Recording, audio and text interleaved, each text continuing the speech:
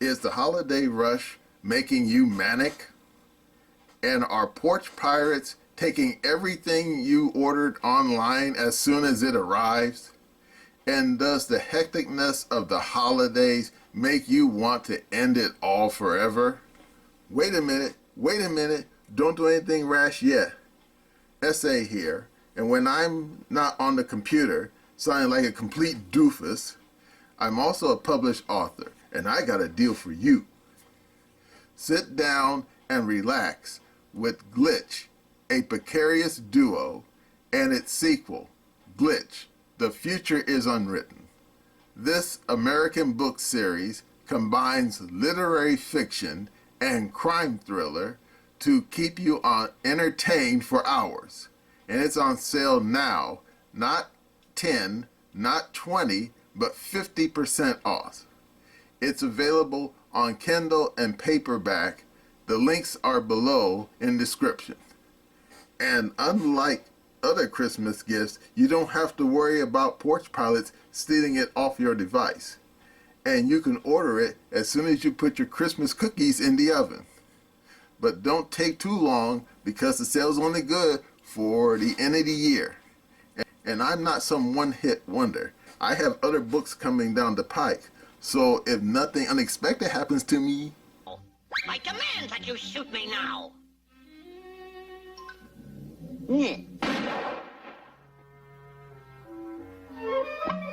you'll see those other books soon enough. Now let's get back to the video.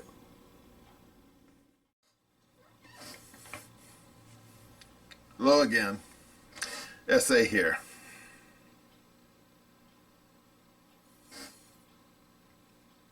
Have you ever seen a revolution? And I don't mean reading it in the history books. I mean actually seeing it with your own eyes. Well, if you're as old as I am, you probably witnessed the Iranian Revolution.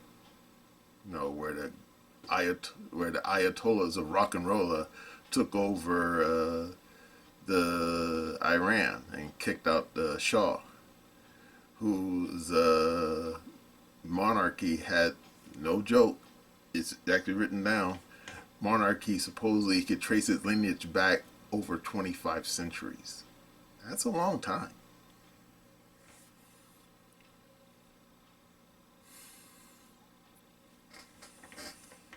And some would probably put the Libyan revolution on their list, even though that wasn't a real revolution. That was actually more like a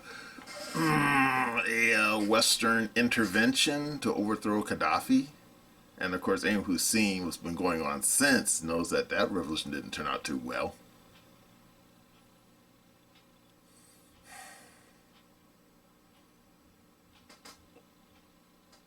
And of course, as my parents, they witnessed the Chinese Revolution. You know, Mao Zedong, Zhou Enlai, and all those clowns. Yeah. But witnessing it from the outside and being in the middle of it is quite a different thing. Because anyone who's been paying attention to these United States, particularly since Obama, has noticing that we've been living in the midst of a slow motion revolution. And no, it's not a properly revolt either. In fact, it's more of an insurgency. And the insurgents, I think you already know who they are. All those pink and green haired weirdos you see over TikTok. And then of course you say, get out of here. Those people can't even tie their own shoelaces, let alone start a revolution. Yeah, well, according to Tim Pool, yeah, I know, I like the guy. He said more than once that a grain of sand doesn't blame itself for the avalanche. And indeed, he's right about that. Because how many times, if you're old enough to be my age, heard the phrase about the straw that broke the camel's back? Now, what does that exactly mean? It means that if you pile enough straw on a camel's back, that one last straw you put on there will cause the camel to fall over, and there you go. And therefore, when you see these weirdos on the computer, you say, these people are a joke. But just like a zombie horde, if you get enough of them, and believe me, anyone who's ever watched The Walking Dead knows what I'm talking about. If you get a critical mass of those things, even though they're basically mindless zombies, they can basically just bulldoze over you. I mean, how many times people remember the scene from Walking Dead where the zombie horde broke into the prison that Rick and his party was hanging out at? Remember that scene? Yeah, precisely. Now replace zombie horde with a woke leftist horde, and replace the prison and Rick with basically everyone else, normal people. And then you get some idea of what we're facing. Well, recently in Colorado, I think we reached that straw that broke the camel's back moment. Because if you were paying attention, you probably heard the story. Or if you haven't paid attention, well, you're going to hear it now. A bunch of woke leftists, weirdos, pink and green haired weirdos, who somehow wormed their way onto the Colorado Supreme Court, made a decision. And they decided that they didn't like Trump. And I'm thinking, yeah, well, this is America. You're allowed to like whoever you want to like, et cetera, et cetera. But these people went one step further. They said that not only do we don't like Trump, we don't think that he should run for president. And therefore, they decided on their own to vote that they want to remove Trump's name from the ballot in Colorado. Now, you're probably saying, can they do that legally? Well, we're going to find out, because this has never happened before. And then you say, well, why go that far? And, well, according to Mark Dice, and I have to admit, Mark Dice, goofy guy, but doesn't mean he's stupid. He loosely quoted the Joker from The Dark Knight when he basically said, it's all part of the plan. And according to Mark Dice, the plan is not so much remove Trump from Colorado, because Trump didn't really gain much traction in Colorado during the 2016 and 2020 elections. So it's not like he was going to win Colorado anyway. However, this wasn't simply a shot in the dark, what happened in Colorado. No. Apparently, you had a bunch of woke leftists, some of them supported by the DNC, I might add, but mostly acting on their own. They've been running around the damn country with their hair on fire, metaphorically, trying to get Trump removed from multiple states. They tried it in Michigan, they tried it in New Hampshire, they tried it in Arizona, and in Georgia too. Didn't succeed. But then they finally hit the bullseye in Colorado. And according to Mark Dice, this is just the first step. That it's basically to set a legal precedent that will allow other woke leftists who happen to be running Supreme Courts or Secretary of States and other jurisdictions to remove Trump's name. Ignore that. Now, will they succeed? I don't know. Because no one saw this coming. And then, of course, you say, well, what would happen if they did succeed to remove Trump's name from the ballot? Well, let's just say I don't think they understand that they are playing with fire right now. Now, these woke leftists clearly presume that if they remove Trump from the ballot, that at the very minimum, somebody else on the Republican side will take his place. And in theory, yeah, that could happen. But I don't think that's the plan. I think the plan is to basically have a repeat of what happened in in the early 19th century. And you say, what happened then? Well, most people probably don't remember because they probably don't read that much history books, but I do. And there was a brief period when the United States was a one-party state. And you say, what? True. You can look it up. Yeah, for a brief period in the early 19th century, there was only one political party, the Democrat-Republican Party. And you say, what, Democrats and Republicans were one party? No. Listen very carefully, ladies and gentlemen. The Democrat-Republican Party is simply a modern iteration of the name that originally existed. Originally, it was referred to as the Jeffersonian Republican Party, or simply the Republican Party. And it was the party of Thomas Jefferson and Benjamin Franklin. And it formed in the aftermath of George Washington being president. And Thomas Jefferson, if you remember, he became president, and then there was Monroe and a few others in between. But this is the funny part. The only other party that existed at the time was the Federalist. Except the Federalists, they kind of imploded sometime between 1810 and 1820. And then, for a brief period there was only one party, the Democrat-Republican Party, as it's known today, even though back then it wasn't called that. It was just called the Jeffersonian Republican Party. But anyway, and if you look up the history books, in the election of 1820, there was only one name on the ballot, James Monroe. And you say, what, there was no one running against him? No. Guy ran unopposed. There was no opposition at all.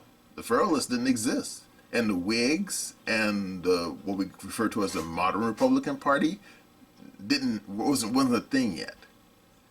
And this happened in two separate elections, 1820 and 1824. And 1824 was a real shitstorm because you had four clowns, John Quincy Adams, Andrew Jackson, some other clown called Crawford and Henry Clay. They were all running on the Democrat-Republican ticket. And you said, you say, wait, what? Yeah. You had four knuckleheads, all part of the same party, all running against each other. So it didn't matter who you voted for; it was going to be the same party in the White House. And you say, how's that possible? It is what it is. And in the end, nobody got enough votes. They split the vote four ways because back in those days, I think you needed the Electoral College, I think you needed, I think it was 130 votes. Yeah, I think it was 130 Electoral College votes. And nobody had enough. So it ended up in the House of Representatives. And they ended up picking John Quincy Adams. So there you go.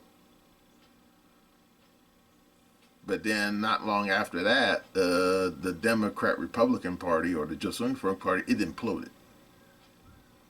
And after that,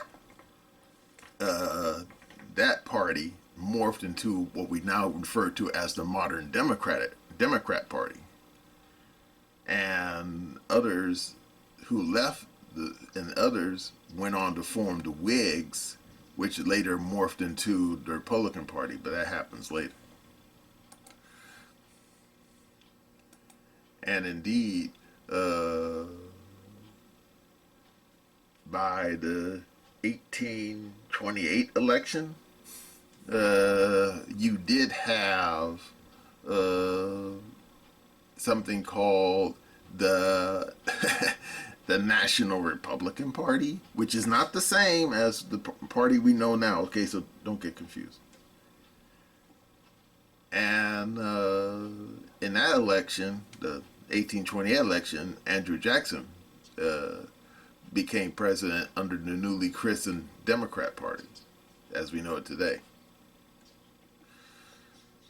And there you go. And now you're probably wondering, so that's the plan? Basically, scrub Trump from the ballot and then hoping that the Republicans, like the Federalists, implode and basically Biden runs unopposed. As far as the DNC leadership is concerned, I think they'll be very happy with that outcome. However, you're not dealing with the DNC leadership. You're dealing with these woke leftist weirdos. And let's just say this. They have a long game. Sort of like a long con. And anyone who knows anything about grifters and flim-flam man knows what a long con is. Where, as the Joker said, it's all part of the plan. And what's the plan? Pretty basic. The presumption is, according to Tim Pool, yeah, I know, I like the guy. This is supposed to be one step towards civil war. And you say, wait, what?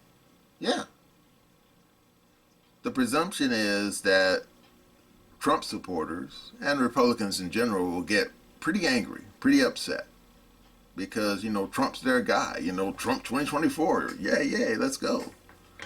And therefore, if these woke leftist weirdos remove him from the ballot, the presumption is that these people will get super angry and then do something super stupid. And what would that be? Remember the riots of 2020? Yeah. Imagine the riots of 2020, but turned up to 11 with guns and bombs and general chaos and mayhem. And then you say, well, hell, that sounds like civil war. Precisely.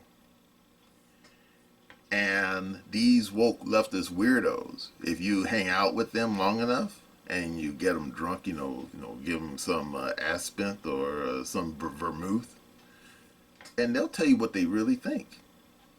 They, in fact, the phrase they like to use is, on the ruins of the old, we will build anew. It's a nice little communist-style mantra. And therefore, you say, what's the grand plan of these woke weirdos? Simple. They're hoping that that Trump supporters will get super angry, come out in the street with their guns, cause a whole bunch of chaos and mayhem. The damn DNC leadership, led by Sleepy Joe, will then call out the police and the army, and then a whole big fight will happen. The whole country will get blown up, sort of like Libya. And then, when the smoke clears, they, the woke leftists, will be in charge. Yeah, sounds like a nice plan. Will they succeed? That's a very good question.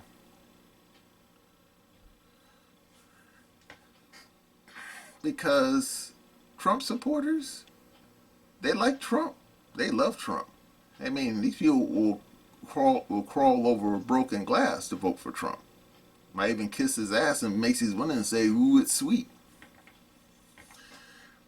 But would they be willing to start a full-scale civil war? That is the question. Now, these woke leftist weirdos, they're counting on that. there's knuckleheads in the Biden White House who are hoping for it too. I mean, look how they went crazy on all those people who stormed the Capitol on January the 6th. And no, those people didn't have guns and bombs. Yeah.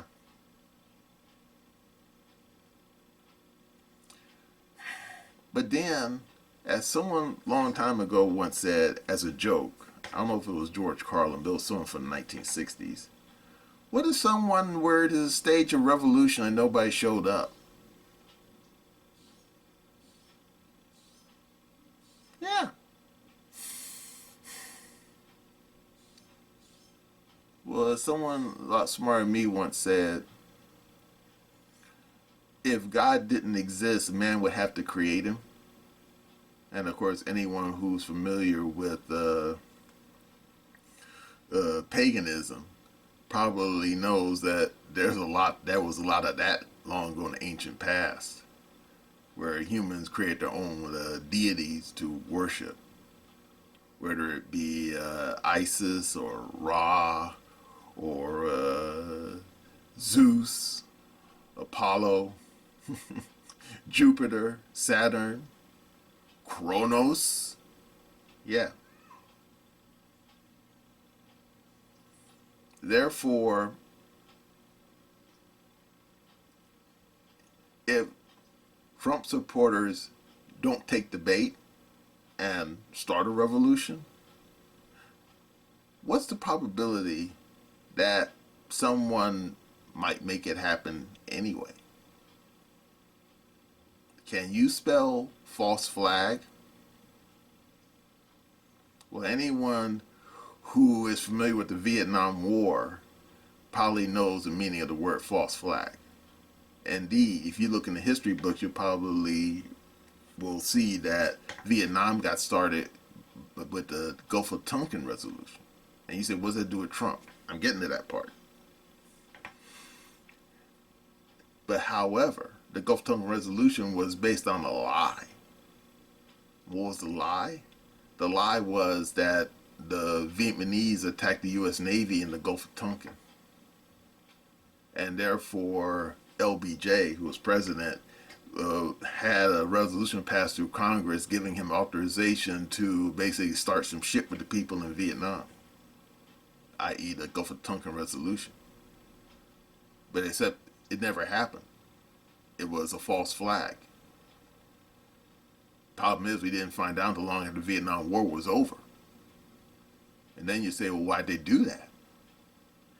Probably because they wanted a war with Vietnam and they didn't have the authority to do so. So someone said, let's make a false flag and say, oh, those people attacked us, therefore we have to attack them back. Now, back to Trump. What if these woke leftists don't get the anarchy and chaos that they're hoping for from Trump supporters? Well, anyone who remembers the Whitner kidnapping scheme, which, wait for it, it was fake. It wasn't real. It was all set by the FBI. Why? Don't know. But they spent a lot of time and federal resources to basically entrap a bunch of schmoes in Michigan on some trumped up charges, claiming that they were going to kidnap and murder that stupid woman. In fact, that woman's got a better chance of being murdered by her own kinfolk than a bunch of strangers off the street corner.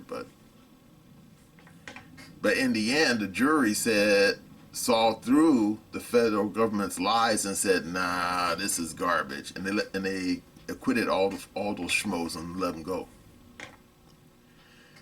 Now, these woke leftist weirdos who are trying to start a revolution in the United States or try to start a bunch of, like, a civil war in the United States, will they do the same thing?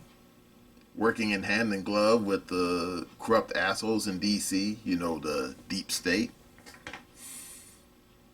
Yeah, that's feasible. That's more than feasible. I mean, they already tried it with Whitmer. What do you think they wouldn't try it with Trump? Now, wait for this scenario. Trump, he gets removed from multiple jurisdictions. Okay? And then, before you can say Joe Blow, the bombing happens. Or two bombings. Or maybe an attempted assassination. And the feds, the deep state, then say, oh, it was Trump supporters. They tried to assassinate Joe Biden, or they tried to blow up some DNC office or whatever. And then those damn people will then bring the hammer down on Trump supporters. And you say, aren't they already doing that? Well, technically, yes, but imagine old Sleepy Joe, or should say the DNC, i.e. corrupt machine behind him, then sends out all their federal agents to round up Trump supporters, causing as much chaos as possible, saying, no, these people are domestic terrorists, we gotta round them up. Now that would cause real chaos in the country, which is exactly what they want. And you already know who they is.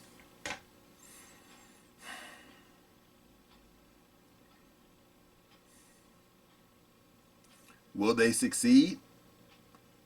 I don't know.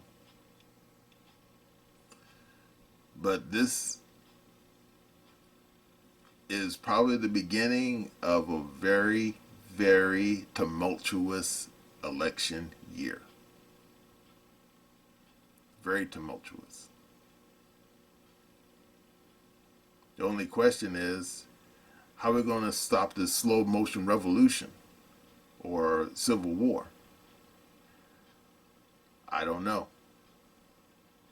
Now, according to Mark Dice, he believes that the U.S. Supreme Court will likely step in and stop this nonsense before it goes too far. And I'm thinking, after what happened in the 2020 election, are you really wanting to bet money on that? Because, yeah, you have, like, what, 4 or 5 people who are, like, solid right-winger types on the Supreme Court, and you have 3 lefties, and then you have Roberts, who's like a total flip of the coin, don't know where he is, thinking from one week to the next. So there's no guarantee that the Supreme Court is going to save us. Because if the Supreme Court does to Trump now what they did in 2020, basically bow out and say we're not getting involved in any kind of complaints about the 2020 election, and if they bow out this time around, oh Nelly, this country is in for a whole lot of hurt. I'm not even joking. And I'm sorry to say this, but Tim Pool, you're a moron. Because recently on Twitter, aka X, he basically made a joke where he basically said, what if Trump goes to the Supreme Court and the Supreme Court actually rules against him? And he said that would be really funny because it'll likely lead to a civil war. And I'm thinking, excuse me, dude, I know you're not a woke leftist. Okay, you used to be, but you supposedly got your mind right. But anyway, Tim, you're a moron. Because if the Supreme Court basically bows out and does nothing, and then these leftist weirdos in various zip codes start removing Trump's name from the ballot,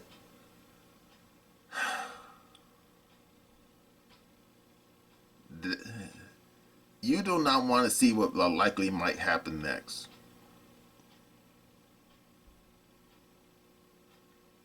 Because JFK, he famously said,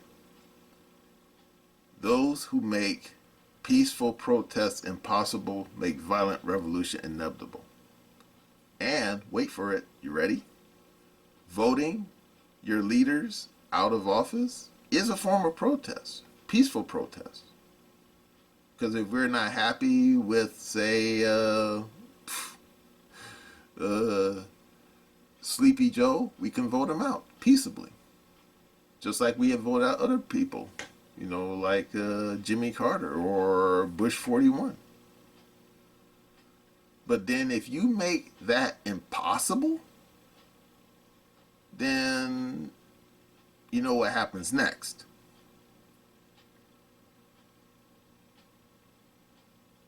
And anyone whose brain works knows that we do not want a violent revolution in the United States.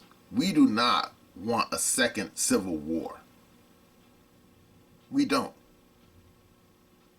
Now, of course, Tim, more than once, he talks about old fifth generation warfare. And I'm thinking, no, Tim.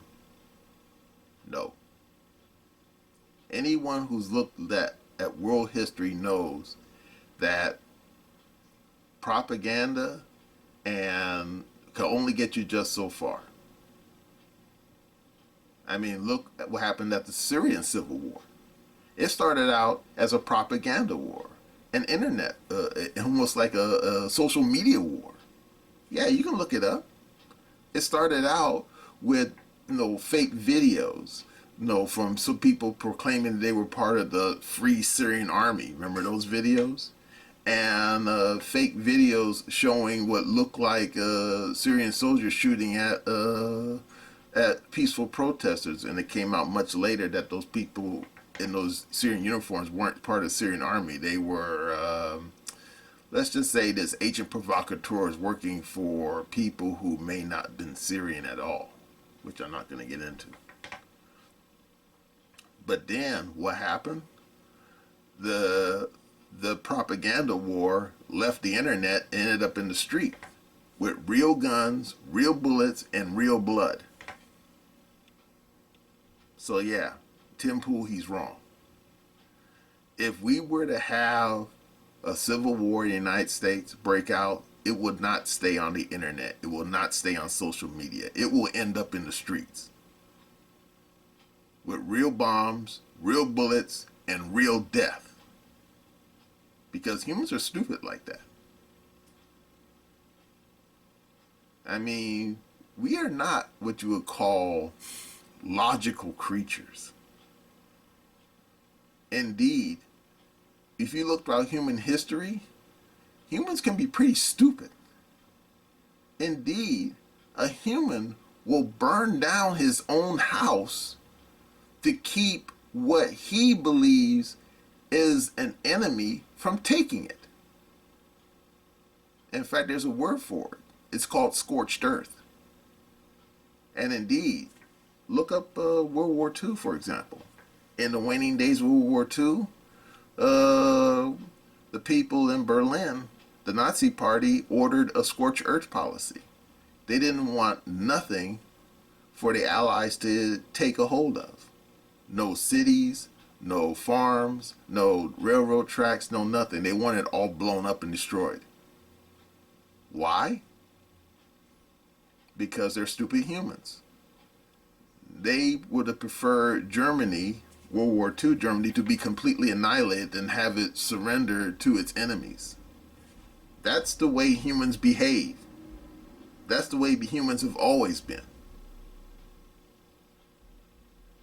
So yeah, anyone who's sitting there giggling and snickering saying, we're going to have a civil war, but it's only going to be on social media with people fighting each other with memes. Nope. Ain't going to go down like that. Anyone who was paying attention to the Syrian Civil War knows it didn't go down like that at all. Indeed, by the time the Syrian Civil War finally winded down, and yeah, okay, there is some fighting going on, but it's mostly wound down now. You had major powers stepping in with their combat jets and fucking cruise missiles blowing up stuff. So, yeah. You do not want to see a civil war in the United States because it will be awful, it will be bloody, it will be messy, and it will be destructive beyond anyone's possible imagination.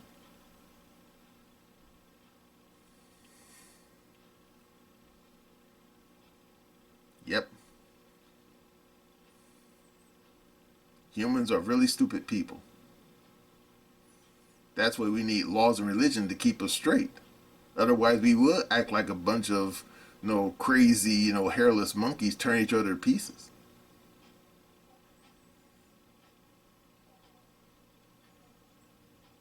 And these knuckleheads who are trying to take Trump off the ballot in order to bring about their communist revolt inside the United States, God willing, they will not prevail.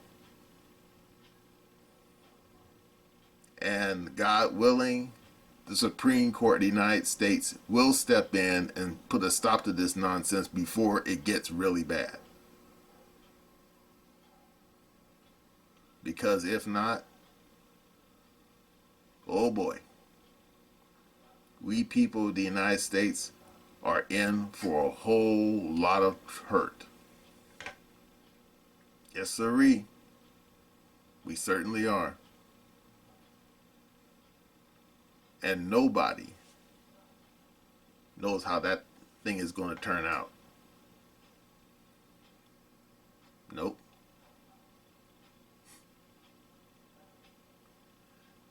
Yep. Funny things about wars is that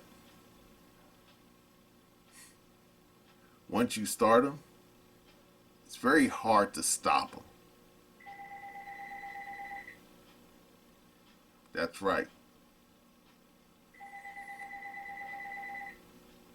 So let's hope that, as Abraham Lincoln once said, that there are people who will give in to the angels of our better nature.